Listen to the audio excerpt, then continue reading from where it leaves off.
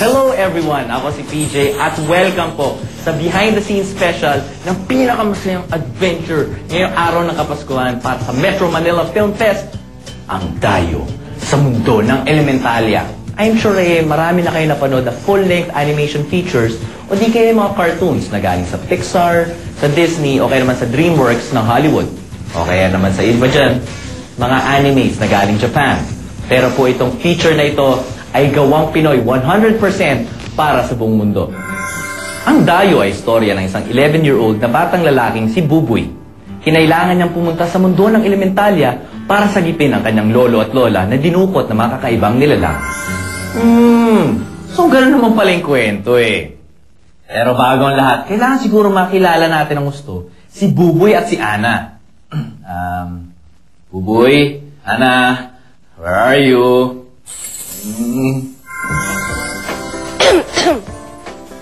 Ang buo pong pangalan ni Buboy ay Miguel Andres Limatulak. Muli lang na siya sa nanay tatay niya, pero palaki ng lola at lola. Kaawaan ka ng Diyos. I'm Ana. Yes, ako nga po yun. Ang mabait, matulungin, at mahilig mag-English na Mananang girl. Huwag kang matakot. Hindi kita kakainin. Vegetarian kaya ako, no? So, ano naman kaya ang ibig sabihin ng Dayo? Dayo, isang bisita o panauhin mula sa ibang lugar. Pwede rin namang alien. Kaya pala Dayo dahil dumayo si Buboy sa ibang lugar. Gets. Kakaibang lugar yung Elementalia. Ano kaya itong tinatawag nilang Elementalia? Maganda, na weird, na nakakatakot, na nakakamangha. Tinawag naming Elementalia kasi, well, in English kasi ang translation ng laman lupa, elementals. So that's how we came up with the term. Eric. Siyempre, lamang lupa, marami diyang may tikbalang, may mga manananggal, may mga sokoy, may mga sirena. Interesting. Paano naman kaya napunta si Buboy sa Elementalia? Nung nandito kasi siya, may nagawa siya na hindi maganda sa mga taga-Elementalia. Alam pala kung paano ako napunta sa Elementalia. Di nga! Ang dami nating nalalaman tungkol kay Buboy ngayon. Ako, gusto ko malaman, ano ba talaga yung favorite toy ni Buboy? Ang favorite toy ko ay... Si Buboy na mag-explain. Paborito kong laruan, eroplano, saranggola, mga superheroes. Basta, kahit anong lumilipad. Nakakalapad din sana ako. Ayun naman pala, napaka-interesting talaga. At marami pa tayo malalaman tungkol kay Buboy at sa iba pa ang karakter ng Dayo sa aming pagbabalik. Kaya, dyan lang kayo. Huwag kayong aalis! Huwag kayong aalis! Diyan ka lang! Kaya niyong lumipad! Kaya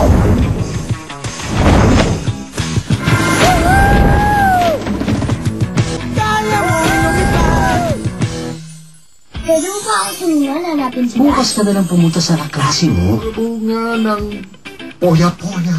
Sama bang pakiramdam? Kailangan makabalik mo na ako sa kalahati pa ng katawan ko. Bakit? I don't like bomb. Hindi. Toti, ako na ulang kasama sa'yo. Kanina po ay nalaman natin kung ano ba talaga yung storya ng Dayo. Ngayon man, papakilala ko sa inyo ang mga bosses behind the characters of Dayo. Mind you hindi lang ito mga ordinaryong talents.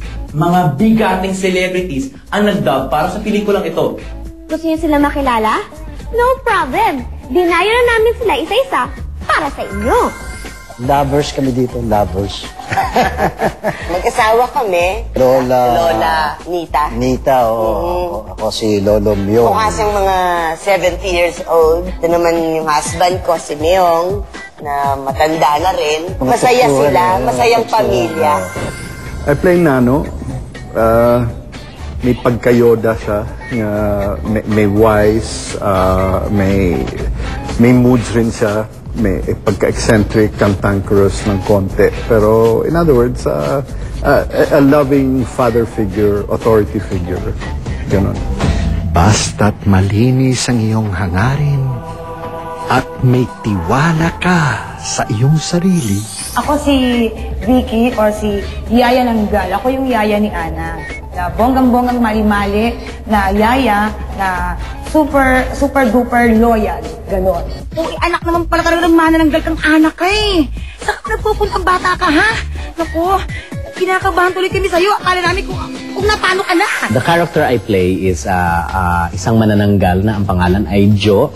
Si Joe ay napakalaking manananggal. Parati niyang kasama si Toti and si Vicky na dalawang manananggal rin. Pero kahit siya yung pinakamalaking manananggal, siya yung pinakaduwag sa kanilang lahat. Maliit ang kanyang boses at medyo bingi siya. Hoy! Ay, Toti, may sinasabi ka ba sa akin? Dalawa yung binoses ko dito sa Dayo.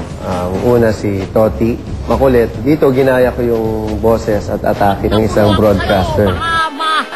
Ano? Baka maano, Toti, ha? Baka masigawan kita! Isa ko namang ginawa, si Halan. Isa siyang puno na nagsasalita. Hindi siya dapat magtagumpay. In an animated film, just because you're providing the voice, parang it's a lot more challenging. Bantayan ko to. Sure. No problem, sir. No problem. Parang ang radyo eh. Ang isang pagkakaiba, yung boses mo, dapat merong arting makakarinig na i-imagine ako ano nangyayari. It wasn't so much an emotional demand. It was a certain focus that you needed to do and trying to project as much character as you could. Iba yung tao yung sinusundan mo. Sa bang pakiramdam mo? May sakit ka ba? They had us record the voices first before we saw some of the other scenes. You have to totally trust your director. You really have to put yourself in their hands and say, okay, I'm your baby. Kasama rin sila Michael V. bilang astig na tikbalang na si Narcy, Johnny Delgado as Scarpio, Loris Guillen bilang Bruja, Diwata at Capres. Sina John Manalo, Carl Jan Marameda at Iggy Boy Flores bilang Carlo, RV at Mark. At meron ding special participation ni Moy Moy Palaboy. Usually, it takes 2 to 3 years para matapos ang isang full-length animation film. Yan ay kung gagamitin na yung traditional cell animation process. Unang-unang nilang gagawin, idodrawing at kukulayan ang mga karakter sa papel. Tapos, isa-scan para maging digital. Pagkatapos nun, ay saka lang pwedeng i-edit ang pelikulang ito. Pero dito sa Dayo, sa mundo ng Elementalia, ay gumamit tayo ng state-of-the-art technology na ginagamit na nila sa Hollywood at sa Japan. Kalahin mong yun. Kaya ang actual process ng paggawa nitong movie to, 1 year lang. Wala pang papel at scanner. Environment friendly pa. Kalahin mong yun. In working on a full digital animated feature, there is no set standard, there is no business model to follow.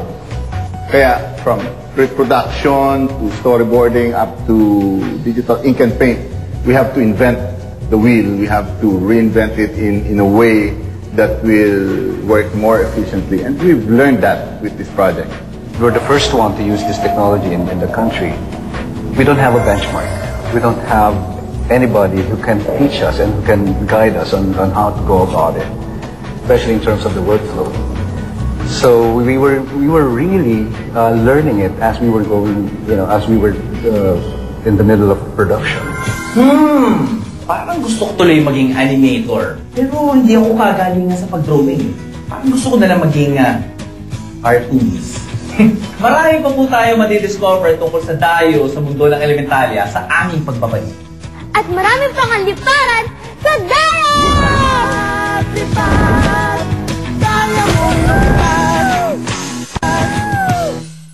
Technology plus teamwork equals one groundbreaking movie. Ayun! At yun naman po ang gustong patunayan ng Dayo at ng lahat ng bumubuo ng pelikulang ito. Hello, ako si Tito Romero, ang animation director ng Dayo. Ipapakita namin sa inyo kung paano namin binuo ang pelikulang ito. Tara!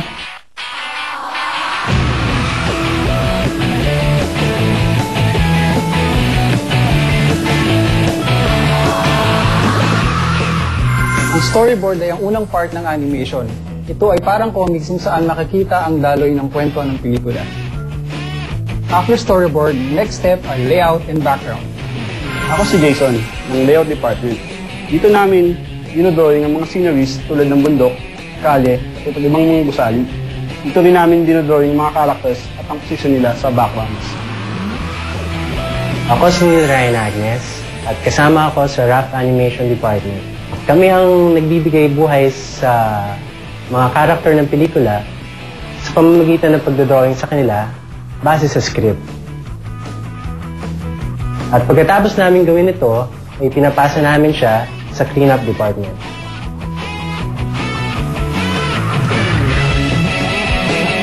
Hi, ako nga pala si Cesar Salamanca, isa sa mga supervisor sa cleanup